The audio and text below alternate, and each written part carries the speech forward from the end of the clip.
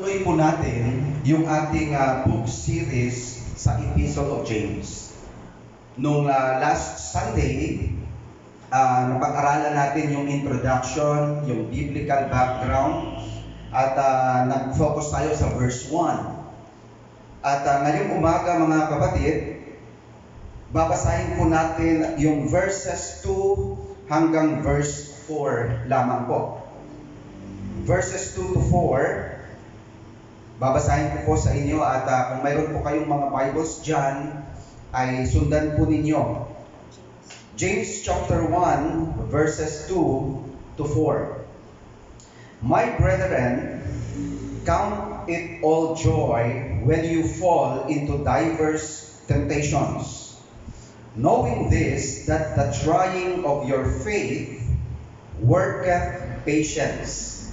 But let patience have her perfect work, that ye may be perfect and entire, wanting nothing. May the Lord bless the reading of His Word. Mag-pray muna tayo. Father in heaven, Lord, as we study your Word, humihingi kami, Panginoon, ng enlightenment, kaliwanagan, katalinuhan, Panginoon, na galing sa iyo. Na anuman pong aming mapag-aralan ngayon, Panginoon, tulungan niyo po kami na amin po itong maisabuhay at magsilbing gabay patnubay sa aming espiritual na pamumuhay, Panginoon. Lord, bless your servant, be his mouthpiece. Bless your word that we are going to ponder, Lord. And glorify your name in our midst. In Jesus' name we pray. Amen and amen. Okay, so ipagpatuloy natin yung theme, again, yung theme ng Book of James. Pinag-uusapan po natin dito yung mga marka ng isang mature na Christian. The marks of the mature Christian. At si James, nagbigay siya ng 5 palatandaan sa buong chapters, sa buong book rather. From chapter 1 to chapter 5, nagbigay siya ng mga palatandaan ng isang Kristiyanong spiritual. No? Kasi dalawang klaseng Kristiyano, no? May carnal at may spiritual. At yung spiritual Christian, sila yung tinatawag nating mga mature Christian. Mature spiritually. Okay? The marks of the mature Christian. At atin pong napag-aralan yung chapter 1 from verses 1 to 27, nagbigay si James ng kauna-unahang marka ng isang mature na Christian. Sabi niya, he is patient in testing. He is patient in testing. At yung testing na sinabi po dito, may dalawang klase ng testing na in-emphasize ni James sa kanyang chapter o sa chapter 1. Sa verses 1 to 11, yung testing dito, it refers to the trials on the outside. Na bilang Kristiyano, mayroong mga pagsubok na haharapin tayo. Ayan ang kanyang in-emphasize sa verses 1 to 11.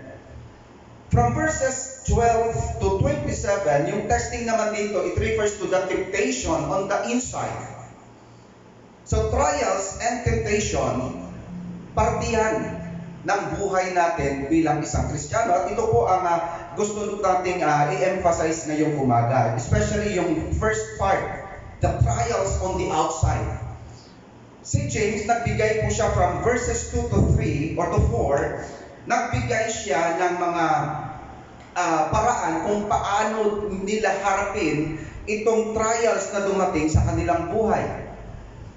May 3 bagay na gusto ni James na matutunan nitong mga kanyang mga kapatiran, Jewish fellow believers and fellow Jews na recipient ng epistle na ito. Okay? So number 1 po, nasa verse 2. My brethren, count it all joy when you fall into diverse temptation. Anong gusto ni James na ituro sa kanyang mga kapatid? James wanted them to face trials with a joyful attitude. Yan ang gusto ni James na matutunan ng kanyang mga kapatid sa pananampalataya.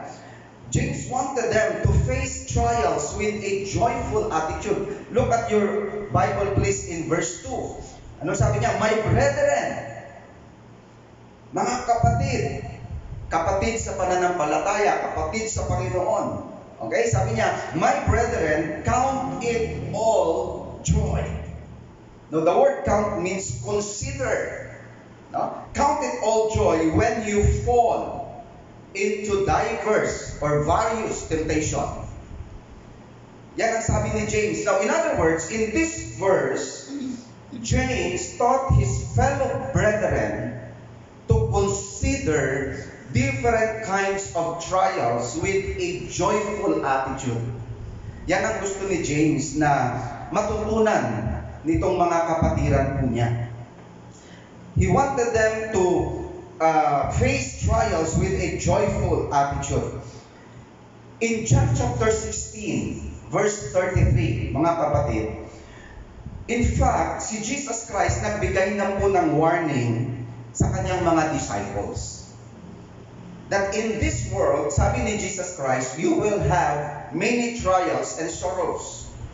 Makikita natin yan sa John chapter 16 verse 33. Even si Apostle Paul, sa Acts chapter 14 verse 22, Paul told his converts that we must suffer many hardships to enter the kingdom of God. In other words, yung mga trials o mga pagsubok, mga kapatid, ay parte yan ng ating buhay Kristiyano. Lalong-lalo na as we follow Jesus, as we follow God, whether we like it or not, makakaranas po tayo ng iba't ibang klase ng pagsubok. No, lalo na dito sa mundo na ginagalawan po natin. Ang tanong lang po, paano natin ito haharapin? Ang nais ng Diyos na as we face trials, we must endure as we face trials with a joyful attitude. Yun yung gusto ng Panginoon na matutunan natin. James told his fellow brethren that as Christians, we must expect trials. Okay? Bilang Kristiyano, kailangan po natin i-expect yung pagsubok, mga kapatid. Tingnan niyo sa verse 2 My brethren, count it all joy when you fall into diverse temptation. Hindi po dyan sinabi na if you fall into diverse temptation, kundi when you fall. Ibig sabihin, bilang Kristiyano, i-expect na po natin na may mga pagsubok talaga. Ang isang Kristiyano na hindi ini-expect yung mga pagsubok sa buhay, sa Christian life, pagdating ng trials, yun yung time na nagpapanik ang mga Kristiyano. Nabibigla, ay may ganito pala. Kristiyano ako pero bakit ako nakaranas ng ganito? So, ang tendency nun, i-question nila yung Panginoon kasi hindi nila ini-expect na may mga pagsubok pala. Si James, ang sabi niya sa mga Christians, count it all joys when you fall into diverse temptation. The word temptation there, it refers to trials. Okay? So sabi ni James, that as Christians, we must expect trials. I-expect na po natin, mga kapatid, na may mga pagsubok talaga sa ating buhay bilang mga Kristiyano. James told his fellow brethren not only that we must expect trials, but we will encounter trials whether we like it or not. We will encounter, makaka-encounter tayo. Baguhan ka man na Kristiyano, matagal ka na Kristiyano, makaka-encounter po tayo ng iba't ibang klase ng pagsubok. We must expect trials. We will encounter trials. Sabi ni James sa kanyang mga kapatiran na bilang Kristiyano, we have to endure trials. We have to endure. Kailangan nating i-endure yung mga pagsubok na dumarating sa buhay po natin. And as we endure, gusto ni James na mayroon tayong joyful attitude. Okay?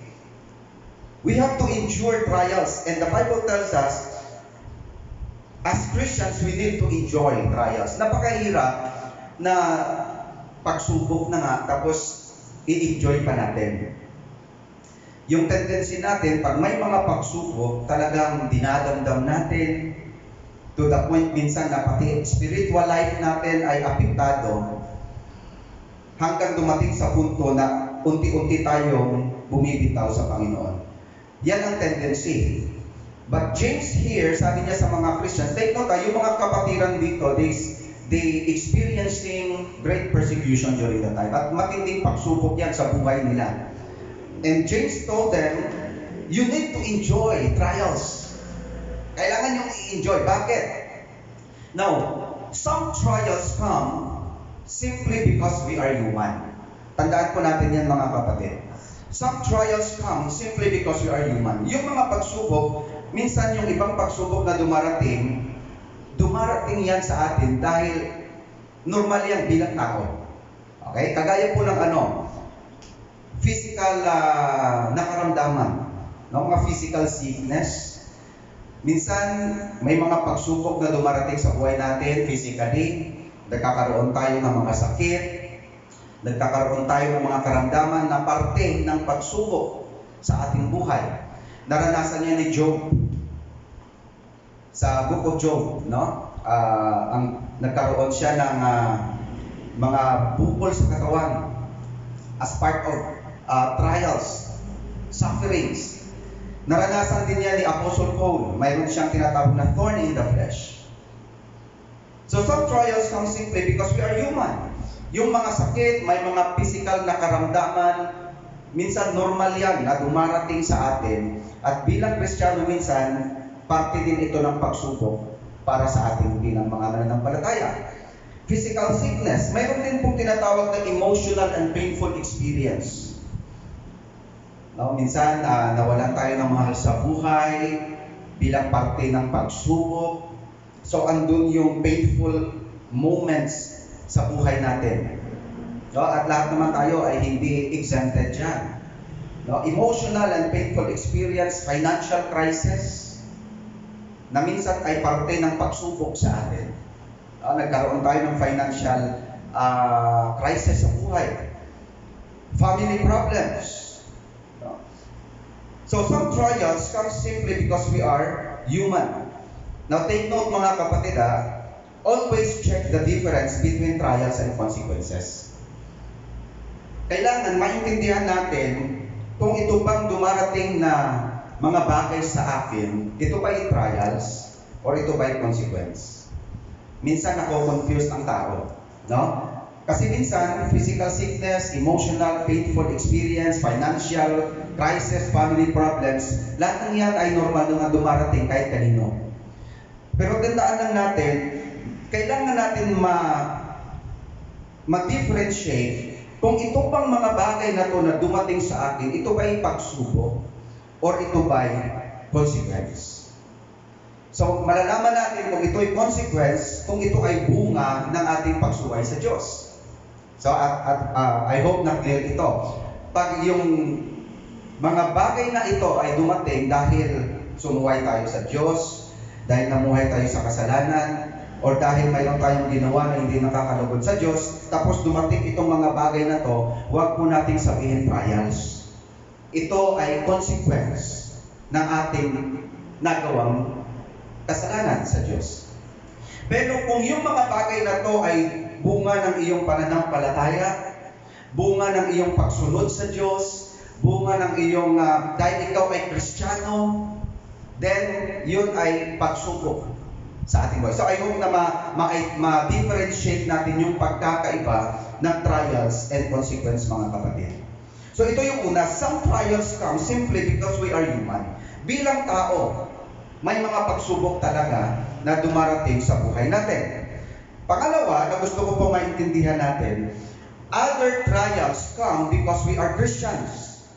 No? In 1 Peter chapter 4, verse 12, if you have your Bibles, turn your Bibles in 1 Peter chapter 4 and verse 12.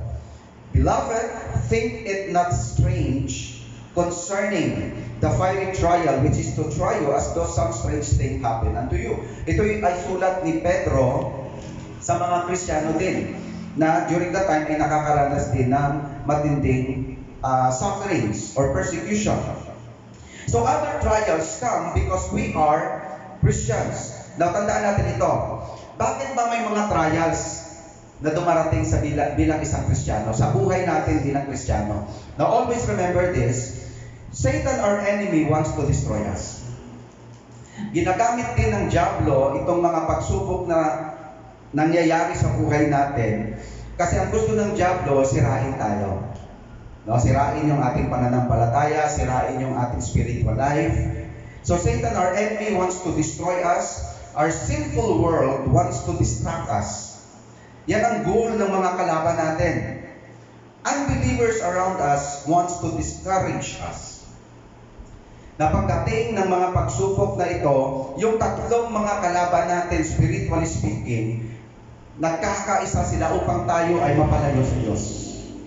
Okay? Kaya ang daming mga Kristiyano na nung dumating yung pagsubok sa kanilang buhay, ay unti-unti silang nawala. Unti-unti silang lumalayo sa Diyos.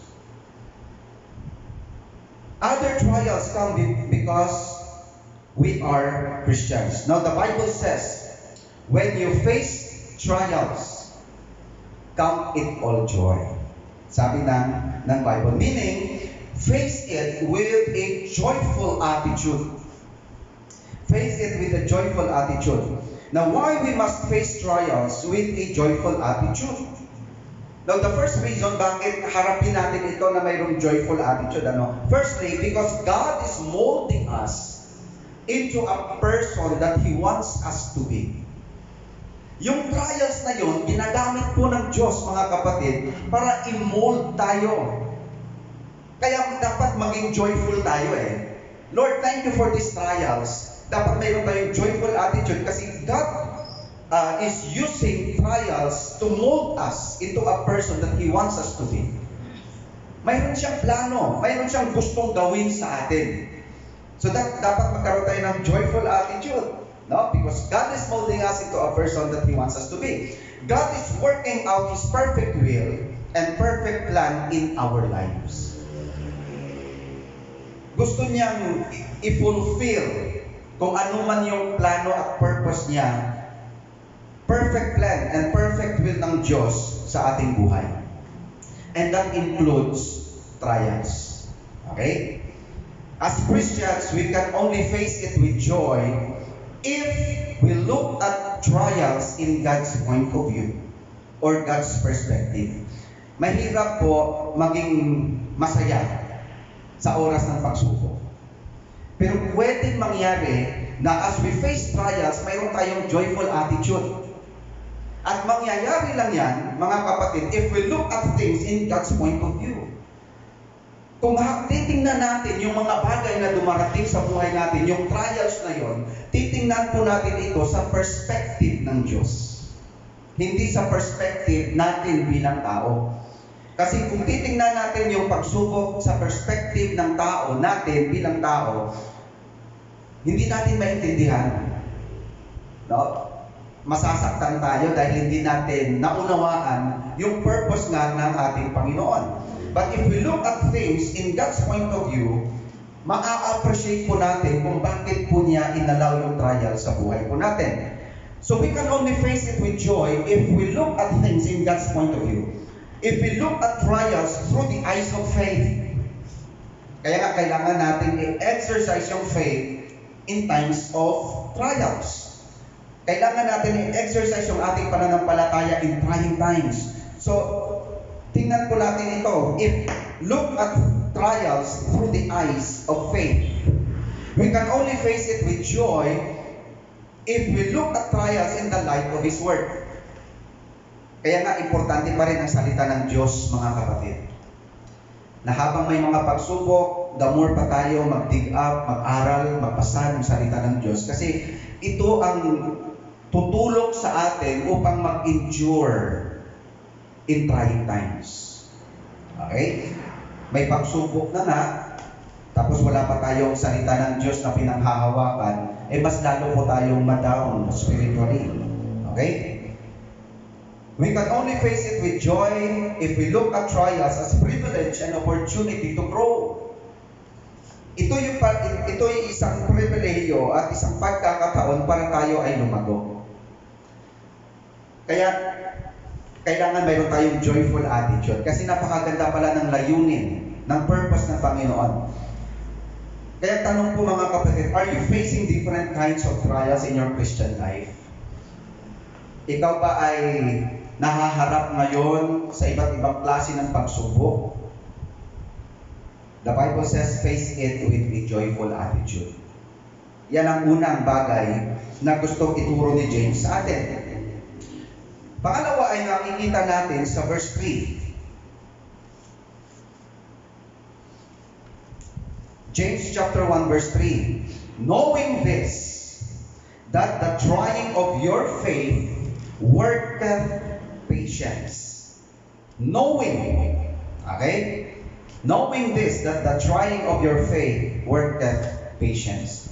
Kung yung una, James wanted them to face trials with a joyful attitude, sa verse 3, James wanted them to face trials with an understanding mind. He wanted them to face trials with an understanding mind. Kaya sabi niya, knowing this, that the trying of your faith worketh patience. As Christians, God wants us to have an understanding mind every time we face trials. Una po dito, sa verse 3, the point natin, we have to understand that faith is always tested. We have to understand that faith is always tested. Yung pananampalataya po natin, susubukin talaga ng Diyos. Kaya nga minsan may isang quotation na nagsasabi, faith that is not tested cannot be trusted. So para makita ng Panginoon kung tunay nga yung ating pananampalataya sa Kanya, susubukin niya itong pananampalataya na meron tayo. God tested us in order to increase our faith. Kasi lahat naman tayo pwede mag-claim na may faith tayo kay God. Pero ang tanong, ini-exercise ba natin yung faith natin?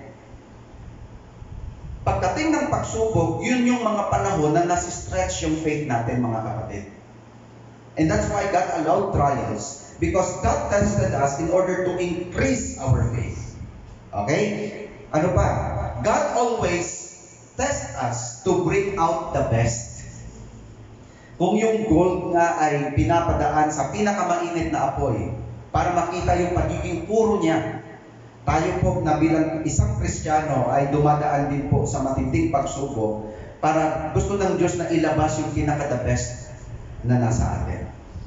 For His own glory, no, and honor. God always tests us to bring out the best. Lahat ng mga pangit na personalidad, character, attitude, gusto ng Diyos tanggalin lahat ng yon na sa pamamagitan ng trials na to ay lilitaw yung Christ-likeness.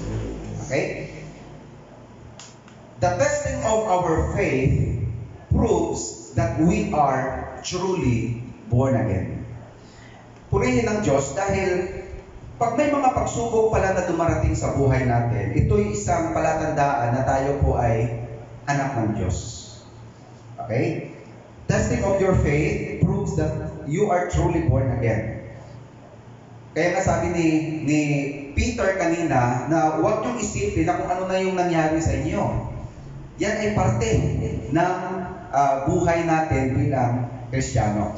So we have to understand that faith is always tested. Pangalawa, sa point number 2 natin, we have to understand that trials work for us, not against us.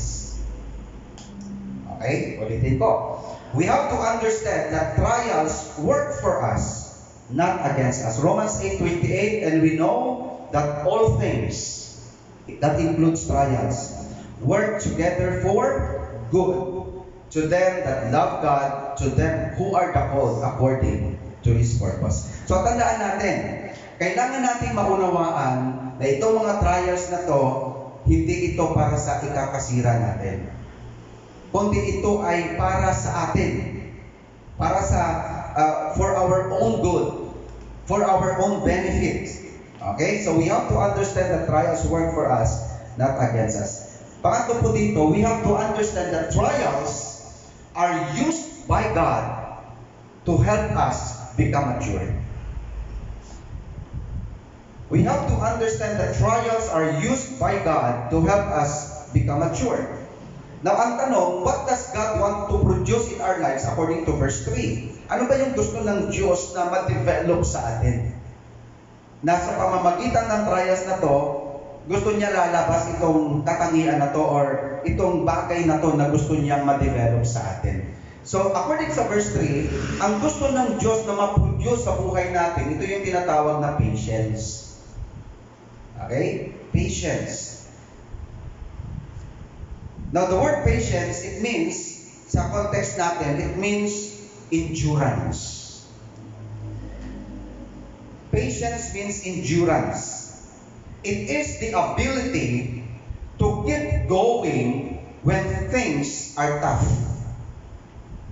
Yan ang endurance. Yan ang patience. It is the ability to keep going when things are tough. It is the ability to keep going even in the face of suffering and difficulty. Yan ang gusto ni James na matutunan ng kanyang mga kapatid sa pananampalataya. When you face trials, kasi sabi niya, the mark of the mature Christian, he is patient in testing. Naintindihan natin ngayon na yung patience na sinasabi dito is endurance. James wanted the believers to endure in times of trials. Kailangan yung matutunan na i-endure yung mga pagsubok na dumarating sa buhay nyo. Kasi yung mga immature Christian, hindi sila makaka-endure. Hindi sila makapagpatuloy pagdating ng pagsubok. Now, ang isang spiritual Christian ay nagpapatuloy kahit may pagsubok. Kahit mahirap, ay siya pa rin ay nagpapatuloy sa pagsunod, sa paglilingkod sa Panginoon. And that is a sign of a mature Christian. Hindi ka biglang bumibitaw kay God. Nagpapatuloy ka, Lord, mahirap ang buhay natin ngayon, napakahirap, Panginoon, pero magpapatuloy pa rin ako sa paglilingkod sa iyo. Ngayon, nasa pandemic tayo, iilan ba ang mga Kristiyanong nagpapatuloy pa rin sa paglilingkod sa Diyos? May mga Kristiyano nagka-pandemic lang, nawala na. Hindi na makita sa paglilingkod sa Diyos. Walang endurance. Pag nawala ka, o pag may mga Kristiyano nawala na sa paglilingkod sa Diyos, isang palatandaan lamang yun na hindi pa sila lumalago sa kanilang Christian life. Kasi they acted immature, no, sa kanilang action na ginawa. Patience means endurance. It is the ability to keep going when things are tough or even in the face of suffering and difficulty. Immature people are always impatient. Mature people are patient and persistent. Tandaan natin yan, mga kapatid. Impatience and unbelief usually go together. Ay, ayaw ko na magpatuloy. So, wala siyang endurance. Hindi siya makakapag-endure. At the same time, yung faith niya sa Panginoon ay hindi rin gaano kalakas o kalalim. So, andun yung unbelief. Okay? Faith and patience usually inseparable. So dapat magkasama palagi yan. Yung pananampalataya, yung patience na yan, andyan yan. Especially as we face trials. Okay? The only way, take note for this, the only way the Lord can develop patience and character in our lives is through trials. Ito yung paraan ng Diyos na kung saan lalabas itong mga bagay na to sa buhay natin. Kaya pinapadaan tayo ng Diyos sa mga pagsubok. We must have an understanding mind as we face trials in life. We must understand God's purpose for trials in our lives. Kailangan din natin maintindihan yung purpose ng Panginoon. No? Bakit may mga pagsubok? Kaya ang challenge po dito, when trials come, face it with an understanding mind. Yung kanina, face it with a joyful attitude. Ito naman, face it with an understanding mind. Yung pangatlo po dito, nasa verse 4. But let patience have her perfect work, that ye may be perfect and entire, wanting nothing. Let patience have her perfect work, that ye may be perfect and entire, wanting nothing. Anong gustong ituro ni James? James wanted them to face trials with endurance. He wanted them to face trials with endurance. Sabi ko kanina, patience means endurance. No? It is the ability to keep going when things are tough. It is the ability to keep going even in the face of suffering and difficulty. Now, what are the positive results if we endure trials in life? Ano yung pwedeng magiging bunga nito kung mag-i-endure natin o kung i-endure natin yung trials o pagsubok na dumarating sa buhay natin? Ito yon. Una, our attitude and character will be changed. Pag natutunan po nating i-endure ang mga pagsubok sa buhay, babaguhin ng Diyos yung attitude at yung character natin. No? Mayroong changes in our attitude and even in our character. So yun ang unang bunga. No? Our attitude and character will be changed. Our faith in God will grow stronger. Isa din yan sa bunga if we learn to endure in times of trials. Our faith in God will grow stronger. Lalakas yung pananampalataya natin. Okay? Our spiritual life will become Christ-like. At yun ang nais ng Diyos na mangyari po sa bawat isa sa atin. Our spiritual life will become Christ-like. So Christ-likeness pa rin. Yung plano ng Diyos, yung purpose ng Diyos, bakit inaalaw niya yung trials? Para sa atin, ang nais lang ng Diyos para maging Christ-like tayo. Christ-likeness. Okay? So don't give up. Don't be discouraged. Let us face trials with endurance. Sana wag tayong bumitaw agad. Sana wag tayong bumigay agad. Wag nating iwan si Lord pagdating ng pagsubok. Hindi natin inihingi na may mga pagsubok, pero the Bible tells us we must expect trials. Whether we like it or not, we will encounter trials. That's why the Bible tells us we must endure trials. Or in times of trials, and we must enjoy as we face trials. Kailangan natin i-enjoy ito at i-endure yung mga pagsubok na ito. So ito yung mga kapatid, the marks of the mature Christian. Sa chapter 1, he is patient in testing. Paano? By facing trials with a joyful attitude. By facing trials with an understanding mind. And by facing trials with endurance. Ipagpatuloy natin ito, yung ating pag-aaral na to sa next Sunday. Sana sa 3 verses na pinag-aralan natin itong chapter na ito, mayroon tayong napulot na aral at magamit po natin sa ating paglilingkod at sa buhay natin bilang isang Kristiyano. The mature Christian, he is patient in testing. At paano mangyari? By facing trials with a joyful attitude, by facing trials with an understanding mind, and by facing trials with endurance. May the Lord bless the reading of His Word. Let us pray. Father in heaven, maraming salamat, Panginoon, sa iyong mga salita na itinuro, ibinigay sa amin sa umagang ito. Thank you sa mga katotohanan. Totoo, Lord, na bilang Kristiyano, hindi kami exempted sa mga pagsubok.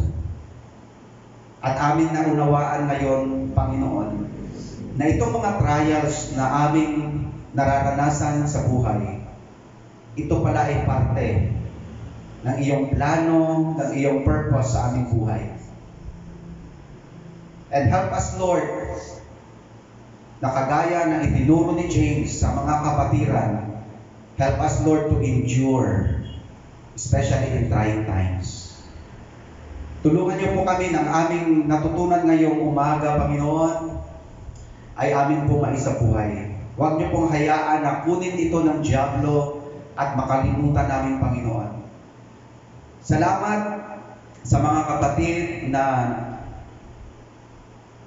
nakatutok sa aming worship. Pagpalain niyo po, Panginoon, ang bawat isa at i-bless niyo po ang iyong mga salita sa kanilang mga puso, Panginoon. Sundan niyo po kami sa aming pagpapatuloy, sa aming pagsamba ngayong umaga. In Jesus' name, Amen and Amen.